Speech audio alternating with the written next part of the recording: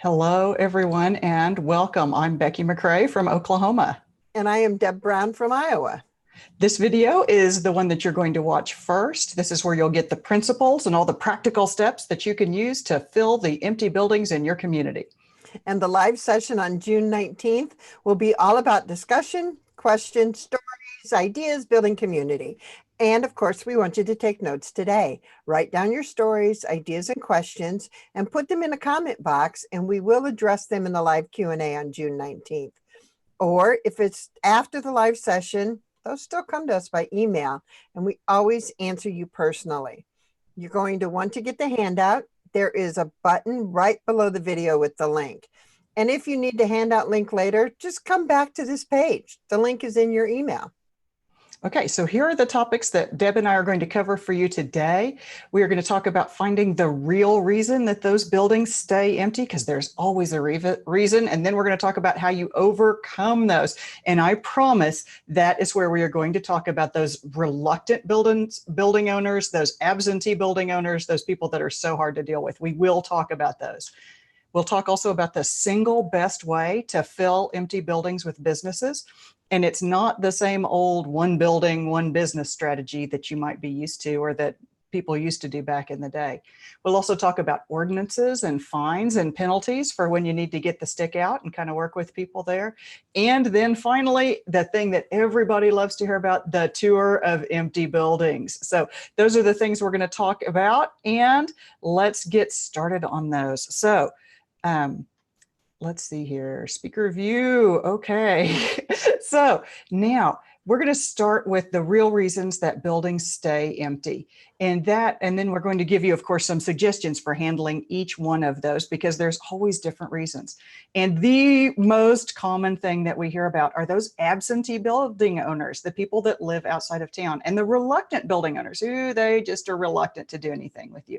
So it can be the people that don't live in town, or maybe they never even lived in town at all, and maybe they inherited a building or ended up with it some other way.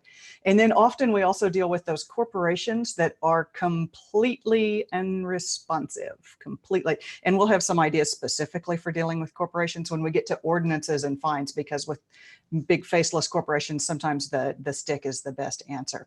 Now, sometimes these are local people and they just don't ever seem to do anything with their buildings. So the first thing to realize especially when you're talking about a local or someone who's maybe just reluctant to do something, then you have to stop and ask yourself, when's the last time you actually spoke with that person? Because we have this tendency to think we've been talking to them a lot, when in reality, maybe we haven't actually talked to them that much. So, you drive past that building every single day for a month on the way to work. And so that's 28 times or whatever that you've driven past it. And every single time you've looked at that building and gone, I have wished that they would do something. I do not know what's wrong with those people. Why don't they do something with their building? And then, so that's 28 conversations you've had in your head, but not necessarily any actual conversations with the real person. So you have to actually call them and start an actual conversation, and realize, even though you think you've been talking about it a lot, it's, complaining to other people doesn't count, but talking to the actual building owner really does count. And so that's hard to do. And you have to actually make the effort to reach out to them to make that happen. So what do you want to talk to them about? Other than, hey, your building looks like crap, is probably not the conversation opener you want, or why don't you ever do anything with that building? What you have to talk about is the big goal. You have to talk to them about the future and how their building could be part of it, especially if they're kind of key. Go, man, this is a really key building and it plays an important role. You're on a corner, or you're in a great location, or there's so much going on around you, or there's nothing going on around you, and you could be the anchor. Any way you look at it, their building's important because it's important enough for you that you wanted to make the call. So we know it's important. Now, you can also, this is a sneaky trick that Deb uses all the time, which is talk to people about their grandkids, because even the world champion negativity people who cannot see any future for themselves and will never be positive about anything for themselves, I'll never live long enough. Talk to them about their grandkids, because everybody has hope for their grandkids or that generation of people. Even if they'll be gone, they want the town to prosper into the future. And so talk to them about that and use that as a way to bring them along to the goal. Now, you can also use activities as a really good way to reach out to them. So if you're doing a project like a tour of empty buildings, that's your excuse to reach out to them. Even if they're not participating, you can use that to talk to them about your plans. Now, I do want to tell you a story about a particular Main Street program in Oklahoma that I will not tell you which one it is for reasons that will become obvious. And that was that they had one of those people who owned like a whole wad of buildings. They had just a bunch of buildings in the downtown, and they weren't doing anything with those buildings. They were all just sitting there, except for the one that the guy's son ran a business in.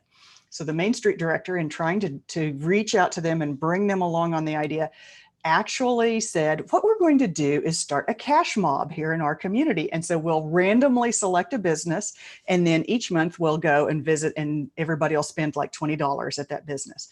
And that way everybody will participate. It'll be a good community thing. And the first randomly selected business happened to be the son, the son of the guy that owns all those buildings. And so he started his first introduction to the idea of what Main Street was doing was this positive action they took with his own son's business. And the first conversation that Main Street director had with that building owner started with, I see what you're trying to do there with Main Street. I like what you're trying to do. So he actually got it, even though he seemed like one of those, and I'm sure that this was one of those things. They drove by it all the time. They thought to themselves, man, he owns all those buildings. He's driving me nuts, but they hadn't talked to him. And so this gave him a good reason to actually talk to him. So that's the first thing, is you have to talk to them. You have to reach out to them. Another common problem with those building owners who are pretty reluctant is they'll do something like they'll just start asking for an absolutely outrageous rent. And I think a lot of small towns have this problem. And it's, sometimes it's that building owner that's from a big city or they're from a larger town. And so that rent would make sense if the building was somewhere else, but the building's here. So we have to work with them to get to a rent that's reasonable here. And I want to tell you about a small town where they actually handled this pretty good. Julie Worley, who was working in Rocky Ford, Colorado. This is a town of like 3,200 people. She actually took the rent negotiation away from the building owners. She took that authority for herself, and she actually filled buildings. Now, what she did is she started by calling the building owners up and saying, hey, I want to view your building. I want to see what's there, and I want to see what's possible in it. So can I take a tour? So the building owners either gave her a tour, or if they were out of town, they arranged for their real estate agent to give her a tour or something. And she found out what they wanted for rent, what could happen there. And then she said, I will fill your building, but only if you give Julie the authority to negotiate the rent. Now, everybody said no, except one guy who lived out of town and who couldn't really fill the buildings himself said, you know what, if you can fill them, go ahead. He had one building with 4 storefronts, big major chunk of property, and he's from out of town. So this turned out to be a great place to start. So for one storefront, for example, he wanted $450 a month. Now, Julie knew somebody that wanted to open a coffee shop there in town, but knew that a lot of plumbing work was going to have to be done first because she had toured the building and found out what it was like. So Julie had the woman pay the owner $100 actual dollars in rent, and then use the other $350 to pay against the plumbing work until she had recovered all of her costs. And it took her 18 months to pay it all off, but she did pay it off. And then they had a working coffee shop in the building that had lasted 18 months and then went on to prosper even longer. Julie filled all 4 storefronts using this same technique. Now, you can imagine that other building owners called her up. Hey, could you fill my building? But still, even with those results, she still had a hard time because most of them still said, well, we don't want you to negotiate the rent. We think we'll get more by sitting on it while it's empty. So even with the great examples, she had trouble selling the idea, but it worked so well at actually filling buildings, getting repairs made, doing it in a way that worked for business owners that went into them. And so I really recommend this strategy and see if you can try to make that work. Now, Julie told us that in her 10 years at Rocky Ford, she helped 17 mom and pop businesses start that way. That's a really great record. And it was a lot of hard work. Now, we know that there are a lot of other common barriers that many of you face. So we're going to save a bunch of those for the live session for the Q&A, and you can ask us about ones that apply in your particular community, and we will be sure we cover that. So if you want us to cover a particular reason that your buildings are empty, be sure you get that into the comment box, because those come to us by email and we will make sure that we get those questions answered. Or you can reply to any of the emails you've gotten about this webinar. So some of the things we know that we're probably going to cover, if you guys ask about them, are the historic buildings that have that huge code compliance cost, and where we're going to find money to make these kind of things happen. So those are things we'll try to cover during the live Q&A. And now Deb's got the next up thing. Deb, you're muted or we can't hear you, so you'll need to unmute. There we go. So thank you. Next, we want to share the single best strategy to fill empty buildings with businesses. And it's not the same old one building, one business strategy. The single best strategy is to divide the building up. And I'll give you a couple of examples. In Napanee, Indiana, there's an old factory called Cops Commons, and it's 100,000 square feet of space, and it's sat empty for years. There was a very little chance that another big manufacturer was going to swoop in and fill it all up. A local family bought the factory. They opened it up a little bit at a time for smaller uses. There's a retail space, an ice cream shop, all kinds of cool and fun things. In fact, today they now have 9 businesses, large and small event spaces, and a business center, and they still have room to grow. So rather than waiting until someone was ready to fill the whole thing up, they split it up, and now they've got a thriving retail space. I love talking about the Shops at Modiv in Grand Rapids, Michigan, and we know it's a pretty big city, and there's a big downtown retail building, though, that was sitting vacant during the economic downturn. And the property developer decided to try a divided retail space just to get some activity going. And this is called the Shops at Modiv, and it's made up of little shops inside one big shop. And it's actually been a successful retail incubator, giving tiny businesses a foothold they can use to move out to larger spaces. And we tell this big city story because of the fabulous Rose Ellis. Rose is one of the artists who rents just one wall in the entryway, plus a tiny bit of floor space. She has been so successful in this place, she was quoted in a news story saying, "You couldn't get me out of here with a crowbar. This is the best business plan I never thought of. It has turned my life around." So besides splitting up the spaces inside of buildings, you can also split buildings by time. So there are buildings that are large and only used for part of the year. The boat storage location in Roscommon County, Michigan is a great example. The building is full in winter, but empty in summer. On an embedded community experience, I toured this building with a group of local people, and together we quickly found out a way to use it in the summer. They divided the building up, offered individual small spaces to local home-based businesses and crafters. They created a space in the center where people could come and gather and build community. And a lot of crafters use that opportunity. This also gave them the opportunity, if you think about it, to try their idea out and to have their business in front of tourists during the season where they could actually make a little bit of money. Then at the end of the summer, the tiny business is packed up and the boats got the building back all winter. Now, dividing buildings also works with large problematic buildings like empty school buildings. So let me tell you about Roosevelt School in Belle Fourche, South Dakota. A young couple purchased the Roosevelt last fall. It was empty, and the 44,000 square foot facility came online for events and businesses. But there's still plenty of building left. So there are other tiny businesses trying out their ideas inside the space. Now, realistically, no one business could possibly fill that building, but lots of little ones could. The farmers market is a small step for people to test their ideas out. And this building hosts both the summer and winter farmers market. One small business has dog training here. The Chamber of Commerce has moved into the building, and that allows at least one business to be there full time. So they're able to show off other possible business owners the space. The new owners looked at an old empty school and imagined it could be a space for businesses. They didn't see an old school building. They saw a new kind of building, a shared building that could be community driven and business driven.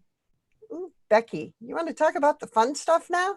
Okay, so now we're going to talk about ordinances, fines, penalties, and how to use these tools to fill up empty buildings. Now, don't start here, okay? This is not your first line of defense, all right? So penalties are a terrible place to start. Start with personal relationships, start with building community. Only go to the penalties when you have a major problem to address and you have truly exhausted your community-oriented approaches. Now, these techniques actually work very well with those absentee corporate land owners that have ended up with a building for whatever reason. They're not responsive to you. They don't really care. They've got properties everywhere. They're just going to sit on it until, and have it on their corporate balance sheet, and they don't really care. So ordinances and fines, if it costs some money, they're more likely to pay attention to it and you get a little attention. And another trick that Deb Brown has used before is to call the public relations office of those large corporations, not to start with, legal or property ownership or whatever. Start with public relations because they're the only people that you have access to who really care what your town thinks. So just remember that little trick as a way to work with people on those empty buildings when you're dealing with corporations. Besides make it cost, make it part of their good public relations before you go to making it cost. Okay, regulations. Here we go. We'll start with the empty building registries and fines. Now, Centerville, South Dakota actually adopted a local vacant building ordinance, and that made it, their goal was to make it less desirable to use empty spaces as just cheap storage. So there are fees then for rundown properties or dilapidated properties, and they're just trying to discourage absent property owners from holding onto properties that could be turned into businesses. And that's Centerville, South Dakota. Now, Fayetteville, North Carolina is a little bit larger community, but they make a great example because with a population of 200,000, then there's actually stuff online that we can point you to for examples that you can copy from. And they targeted vacant commercial properties in downtown. And they started requiring inspection by the fire department every 6 months. Can you imagine? In small towns, this is going to be a hoot when people go, you can't come in my building. Oh yeah? Want to bet? Fire department sure can. So by setting that up, then that requires that somebody go into that building every 6 months. You'll see if there's, maintenance issues coming up, and the fire department has the ability to start processes then that can encourage people to either maintain their building or turn loose of it. If you can't maintain it, you don't need to own it. So that's kind of the plan they're following in Fayetteville. And originally they had proposed that there would be a registration fee if your property was vacant, and it would be $1,000. Now in Fayetteville, with a population of 200,000, $1,000 really not that huge of a registration fee, but the real estate agents group just opposed it flat out, saying it was going to hurt people that owned buildings. They were actually going to waive that fee though if you would list your property for sale either at or near fair market price. So I thought it was a pretty reasonable request. It just, so if you're going to try something like that, that you're going to do that seems reasonable to you, make sure you're talking especially to your real estate agents before you actually get that proposal going.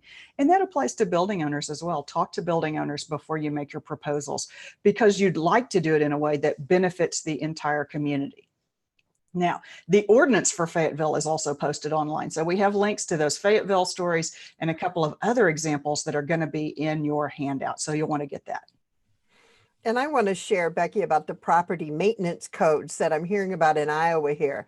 Callender, Iowa, and now Stanhope, which is 9 miles away from me, have changed their city code and added the property maintenance code for both the exterior and interior of the buildings. I really like it because it sets forth a detailed plan of action, a fine structure, and no nonsense, do this or we're going to take your building from you kind of attitude. And within 2 years, it's all resolved. So the time frame on it is really cool too. And the link to both the short version and the long version is in our handout as well. Yeah, that's pretty harsh. I mean, just like you better keep it up or we're going to take it is pretty hard line. The next one we want to talk about, though, is not necessarily a penalty topic, but is more a legal topic, because it's so common for properties to end up with clouded legal titles that we wanted to talk about it here.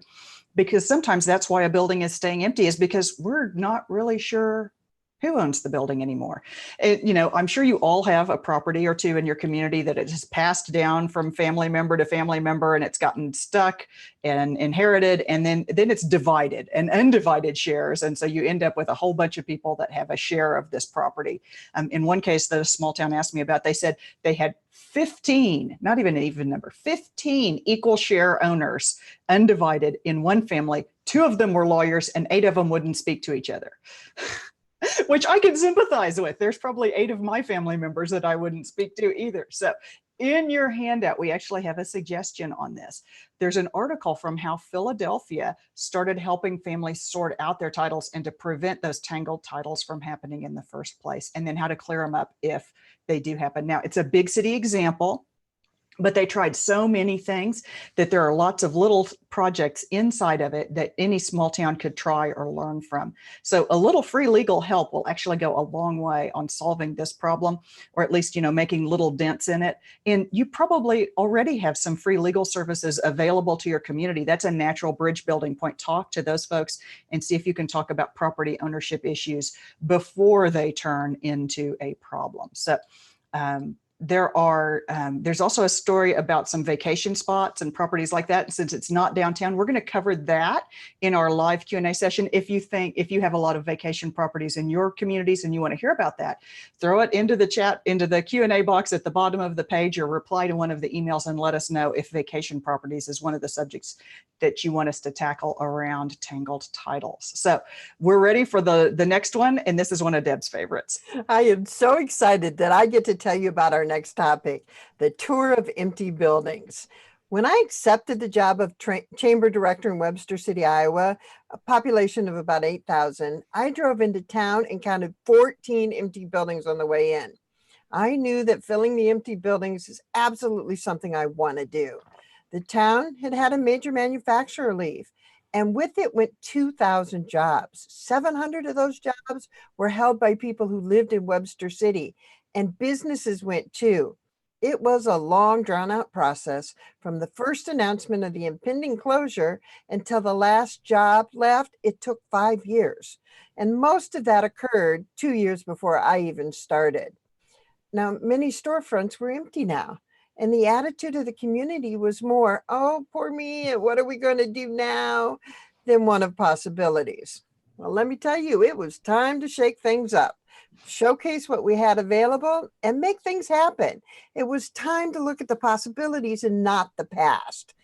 1 month after I started as chamber director, we hosted an empty buildings tour. Now, the tour itself lasted 3 hours and had 12 buildings on it.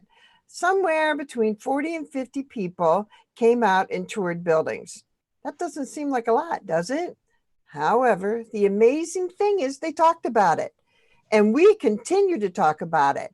We shared the stories, we talked to locals, we encouraged them to tell their families about it.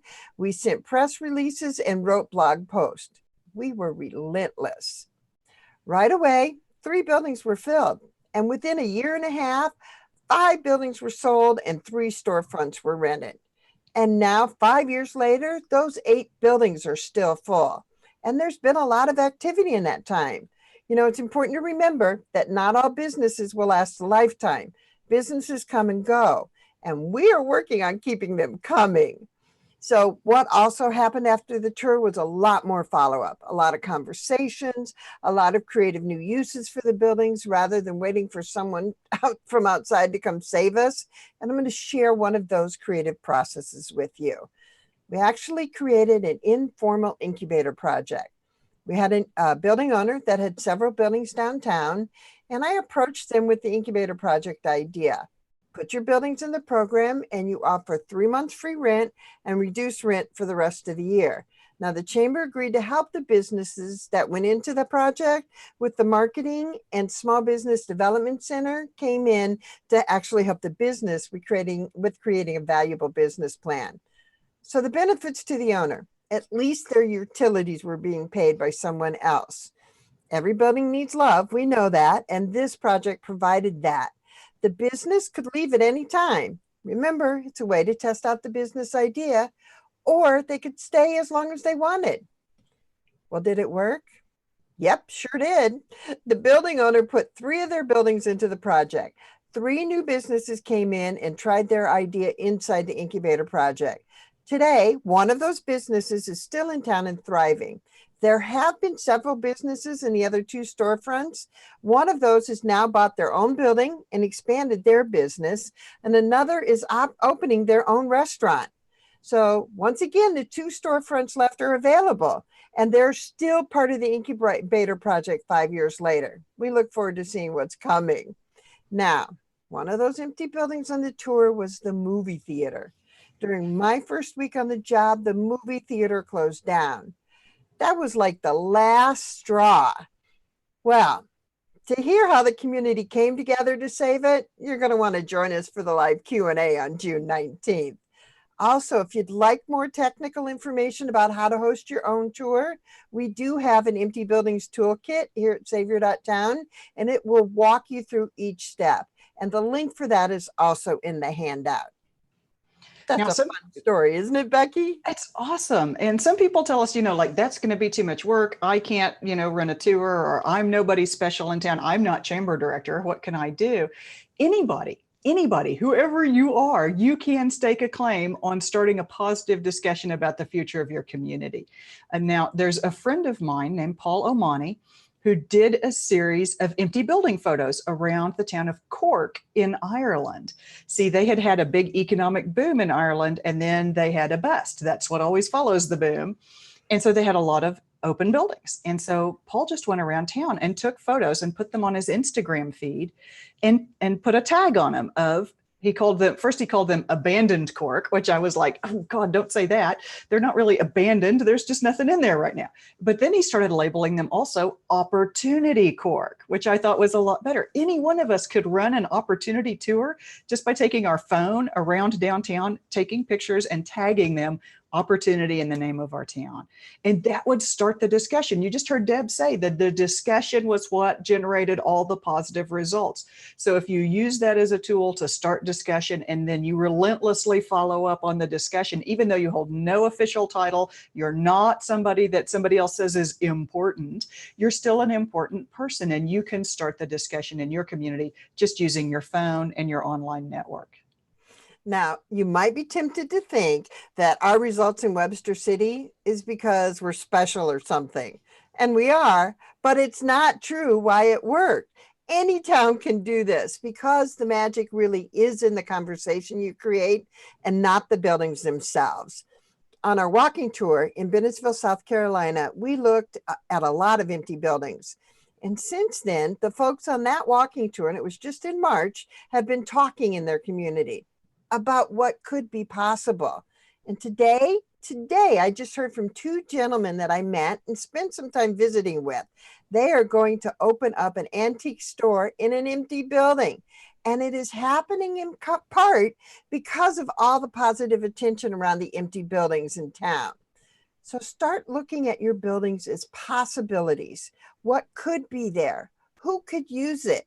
How cool would it be for our town to have blank? Positive attracts positive. I think that's great. It's about the conversations. And when I talked about empty buildings, and when I was with the Inland Northwest Partners, one of the audience members said, I'm stopping to think of them, not thinking of them as vacant buildings anymore, but that they're actually a lot of open doors. Wow. Oh, that's a great way to think about it. So now we've packed a lot in here. So let's talk about the four big points that we made for you. The first is figuring out the real reasons that your buildings are staying empty. There's always a reason. And then you have to work on the right way to overcome that reason. Now, remember the second one, which is the single best way to fill an empty building is to split it up into lots of little spaces. Always easier to find people who can fill a little space than trying to find one big business that's going to be able to successfully fill a big space. And then we talked about how you could use ordinances and fines and penalties as kind of a prod to force people to do better, but only after you've exhausted those community building resources, because community building always a better solution. And then we talked to you about the tour of empty buildings, and it's really tough to restrain Deb from not talking about the tour of empty buildings for like an hour because it's such a cool project. But those are the 4 big principles we covered, and we are looking forward to you joining us for the Q&A. And I think the most important thing you can do is to change your attitude about those buildings. Start looking for the possibilities and don't focus on the negative. No, no. So thank you all for joining us. We really hope to see you at the live session, which will be on June 19th, or to hear from you via the comment box or hitting reply on any of the emails you've received about this webinar from us. We will respond to every one of those either personally or we'll answer that live. And even if this is after the live session, do go ahead, put in your comments or reply because we will still answer you. We always want to hear from you. Thank you very much. I'm Becky McRae from Oklahoma. And I'm Deb Brown from Iowa.